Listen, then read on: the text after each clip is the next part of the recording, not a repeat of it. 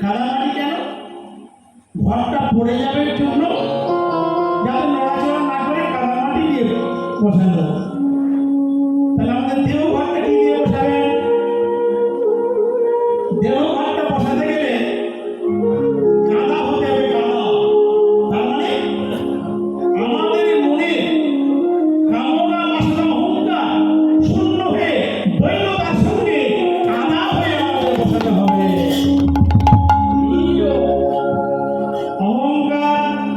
অহংকার করলে হবে না। আমি টাকা পয়সার মালিক, আমি অনেক তত্ত্ব জানি, বড় কীর্তনিয়া, এভাবেই কিন্তু ঘর বসবে না।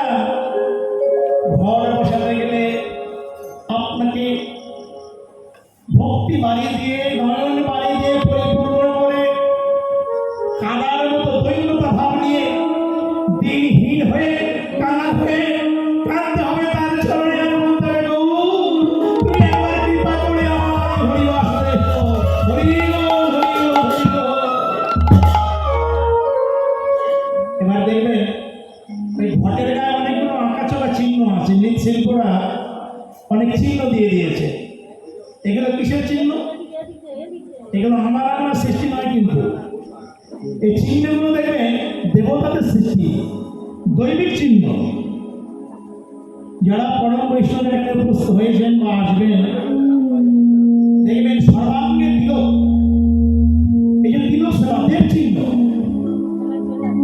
আপনি যখন বৈষ্ণব হবেন, কৃষ্ণ অনুরাগী ভক্ত হবেন, হরিবাসরে আসবেন, অন্তত কিছু না হলে আপনার কপালে যেন একটা তিলক থাকে, তিলক। হরিবল। অন্তত একটা চন্দনের ফোঁটা যেন হরিবাসর কমিটি থেকে দান করা হয়। এর কারণটা কি? আপনি যে পুলিশ, ডাক্তার, আপনার ইউনিফর্ম আছে, ইউনিফর্ম আপনাকে চিনতে কি হবে? কৃষ্ণ ভক্ত, গৌর ভক্ত। তাই জন্য ভগবত চরণে আপনার দেহটাকে সমর্পণ করলেন, আর দেহের উপরে দেব চিহ্ন রূপ তিলক সেবা করলেন। হরিব হরিব। এই দেহটা ভগবানের চরণে দিলেন। এবারে আসবে কারা? অধিবাসটা কেন হচ্ছে বাবা? অধিবাসে বলা হয়েছে কার হবে নাম সংকীর্তন। তারপরে অধিবাস মানে বাংলা কথা বলা হয় প্রস্তুতি পর্ব, আয়োজন পর্ব, প্রস্তুতি পর্ব। কোনো অনুষ্ঠান হওয়ার আগে একটা তো চিন্তা ভাবনা করে সবাই মিলে বসে, কি আয়োজন হবে, কার কার নিমন্ত্রণ করা হবে। তেমনি হরিবাসন করার আগে অধিবাস যজ্ঞভূমি করা হয়, কাকে কাকে নিমন্ত্রণ করবো, কারা আসবে, কারা কি সেবা নেবে। সেই হরিবাসরে আমার মহাপ্রভু শুধু নয়, নবদ্বীপের যারা আছে পরম বৈষ্ণবগণ, তাদেরও আমন্ত্রণ, তারা সবাই আসবে। হরি বল, হরি বল।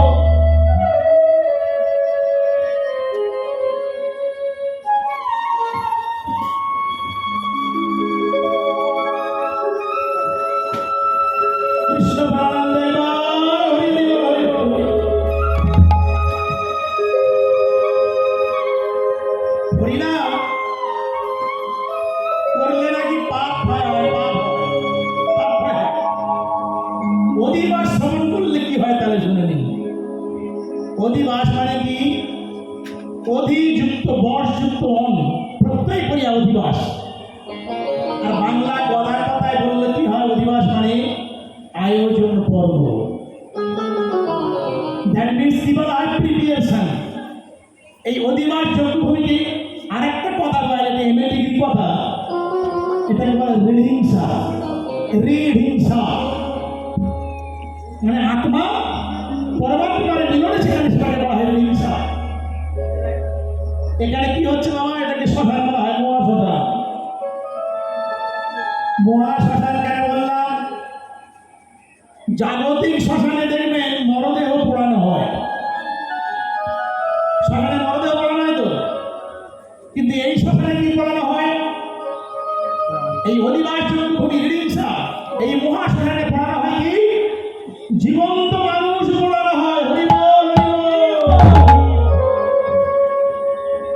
জীবন্ত মানুষ বললাম আপনারা ভাবছেন কি হলো বিশ্বজিৎবাবু? হ্যাঁ, আমার আপনার মধ্যে কামনা বাসনা, কাম ক্রোধ লোভ মান্য আশ্চর্য লোক, এই পশুগুলোকে বলি দেওয়া হবে এখানে।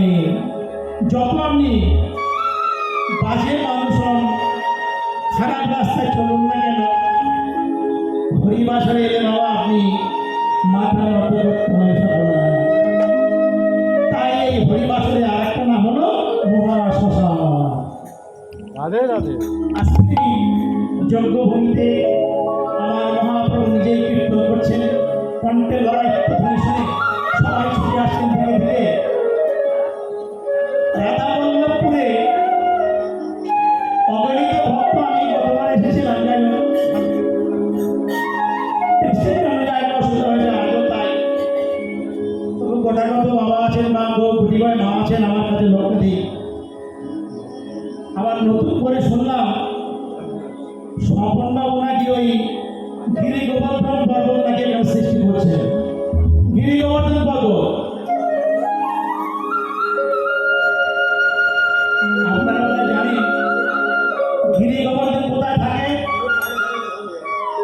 গিরি গোবর্ধন বৃন্দাবনে। গিরি গোবর্ধনের সৃষ্টি কিন্তু বৃন্দাবনে নয়। কোথায় হয়েছিল? এই গিরি গোবর্ধন ছিল কোথায়? পশ্চিমাঞ্চলে, পশ্চিমাঞ্চলে ভারতের পশ্চিম দেশে।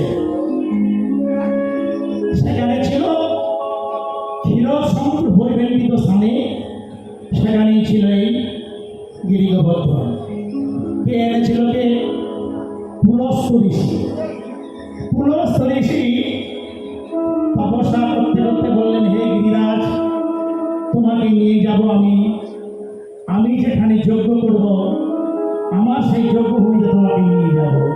কারণ তোমার এই সুন্দর অপূর্ব রূপ, ঔষধি বৃক্ষে ভরা, তোমার ফলে ফুলে ভরা সৌন্দর্যে গিরি দর্শন করে আমার মনে হলো আমার তপস্যা স্থানে তোমাকে নিয়ে যাব।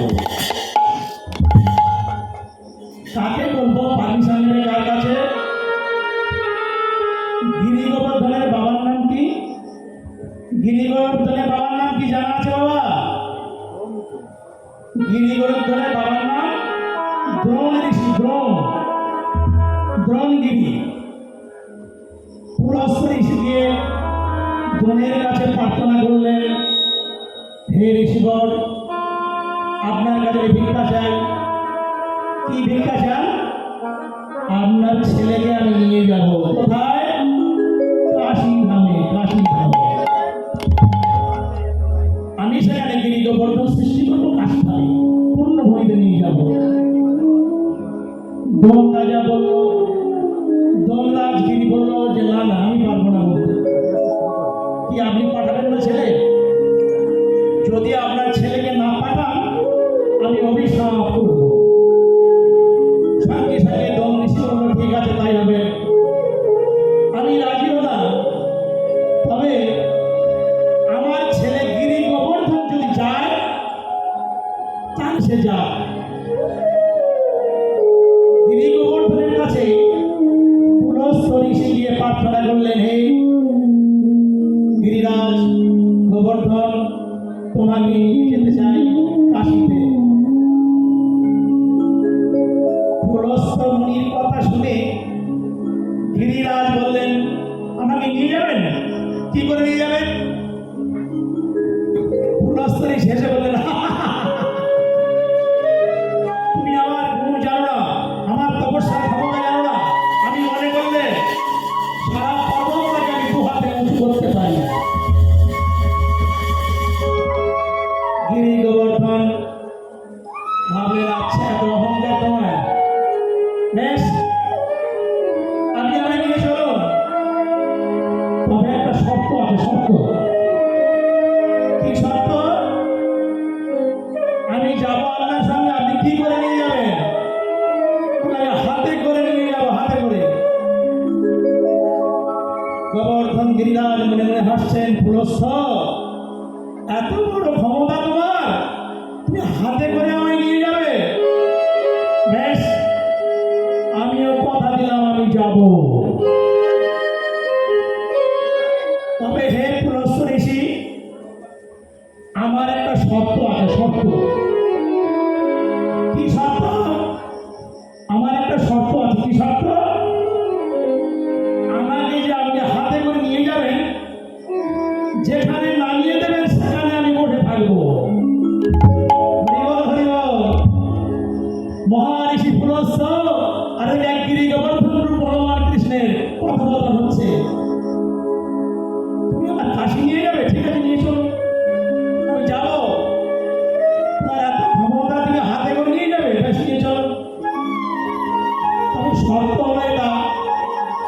তুমি যেখানে নামিয়ে দেবে সেখান থেকে আমি আর যাব না।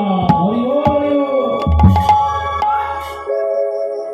পুলস্ত্য ঋষি বললেন, তাই হোক, চলো আমার সাথে। গিরি গোবর্ধনকে তুলে নিল হাতে করে, চলো কাশীতে, চলো তোমার স্থাপন করবো আমি। গিরি গোবর্ধন, তোমাকে আমি কাশীতে নিয়ে যাবো। পশ্চিমাচল হতে পুলস্ত্য ঋষি যখন গিরি গোবর্ধনকে নিয়ে চলেছেন, উত্তরাখণ্ডের মধ্য দিয়ে সবাই বৃন্দাবনে এসেছেন। সবাই কাশী অনেক দূর, বৃন্দাবন থেকে জানেন তো 400 কিলোমিটার দূর, কম করে 400 কিলোমিটার। বৃন্দাবনে যেই ঢুকেছে, আপনারা সবাই ভাবেন গিরি গোবর্ধন শুধু পাথর। পাথর নয়, পাথরের প্রকাশ স্বয়ং ভগবান কৃষ্ণ। হরি বল, হরি বল। আমার পথগুলো কৃষ্ণ বলে বলল, পুলস্ত্য, এই সেই মধুর বৃন্দাবন। আমি গোলক থেকে যে বৃন্দাবনের কথা চিন্তা করেছি, সেই বৃন্দাবন এখানে। আমি এখানে লীলা করবো, এখানে থাকবো। কিন্তু আমি তো কথা দিয়েছি তোমার, তুমি যেখানে নামাবে সেখানে থাকবো। তা তুমি তো দেখছি আমাকে কাশী নিয়ে যাও বুঝি। বৃন্দাবনে সবে এসে ঢুকেছেন, ভগবানের কৌশল দেখো। আস্তে আস্তে কৃষ্ণ, ভগবান কৃষ্ণ মানে পাথর কৃষ্ণ, আস্তে আস্তে দেহটা প্রক্ষালন করলো, বড় হয়ে গেল। যে বড় হলো, ভারী হয়ে গেল, অমনি পুলস্ত্য ঋষি আপনারা পাচ্ছেন নাকি? পুলস্ত্য, চলো নিয়ে চলো, কাশী এখন 400 কিলোমিটার, তুমি নিয়ে চলো। ঠিক রাধাকুণ্ড থেকে 8 কিলোমিটার মধ্যে, সারাউন্ডিং মানে 8 কিলোমিটার মধ্যে পুলস্ত্য ঋষি আর পাচ্ছে না, ধর্মন করতে পারছে না। গিরি গোবর্ধনকে নামিয়ে রেখে বলছে, বাবা তুই একটু বস, আমি একটু বিশ্রাম করি এই বট বৃক্ষের তলায়। হরি বল। যেই নাকি বট বৃক্ষের তলায় বসালো, অমনি গিরি গোবর্ধন বললো, আর আমি যাবো না। পুলস্ত্য বলল, সেকে তুমি যাবে না? বলে না, তুমি কথা দিয়েছিলে যেখানে আমাকে রেখে দেবে আমি সেখানে থাকবো। এই আমার মন, আমি এখানে সৃষ্টি করবো বৃন্দাবন। আজ থেকে আমি গিরি গোবর্ধন মধুর বৃন্দাবনে। হরি বল, হরি বল। আজ পূরবের ভাব লীলা দর্শন করে আজ মহাপ্রভু অদ্বৈত আচার্যের অভিমানী ভূমিতে প্রবেশ করে, তার কণ্ঠের লালায়িত্ব ধ্বনি দিয়ে প্রাণীকুল পশুকুলকে জাগ্রত করবে। এসো গো, যারা তোমরা এসেছো এখানে, মানে কোথায় এসছে? নবদ্বীপে। যারা হরিনাম শুনছে, হরিনাম শুনলে নাকি পাপ তুলে যায়, হরিনাম করলে নাকি পাপ তুলে যায়। আপনাদের হরিনাম করতে হবে না, আমি এই ছোট মুখে বড় কথা বললাম। শ্রবণানন্দ একটু দয়া করে কায়ে মনোবাক্যে তার প্রতি অনুরাগিত হয়ে কর্ণকুহরে নামটা শ্রবণ করুন। হরি বল, হরি বল। ভগবান বলল, তোর নাম করতে হবে না, শুধু নামের সংকল্পটা কর। তুই মনে মনে শুধু নামের কথাটা ভাব না। হে ভক্তমণ্ডলী, ডাইরেক্ট দুরাগত এবং যারা এসেছেন অনাহুত আহুত, আপনারা গায়ে মনোবাক্যে শুধু মনে মনে নাম স্মরণ করুন। ভগবান বলল, হে আমি ভক্তাদি ভগবান, তোমরা যারা আমার নাম স্মরণ করবে, মনন করবে, আমি তোমাদের কর্ণকুহর থেকে গিয়ে অন্তরের পাপগুলো আমি ঝাড়ুদার হয়ে পরিষ্কার করে দেব। হরি বল, হরি বল। যে নাম করা দূরের কথা, একটু মনে মনে সংকল্প করলে আপনি সব উদ্ধার হয়ে যায়। আপনারা জানেন, সূর্য উদয় হওয়ার আগে পূব আকাশে, সূর্য উদয় হওয়ার আগে দেখবেন 1 ঘন্টা 35 মিনিট আগে আকাশ পরিষ্কার হয়ে যায়। জানো, 1 ঘন্টা 35 মিনিট আগে সূর্য ওঠার আগে। তেমনি নাম করবে নাকি, নাম করার সংকল্প বসে বসে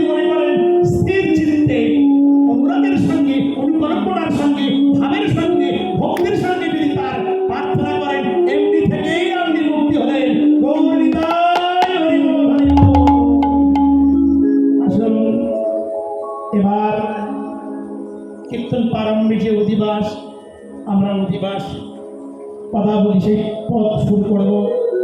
আপনারা কায় মনে করে শ্রবণ করবেন। জয়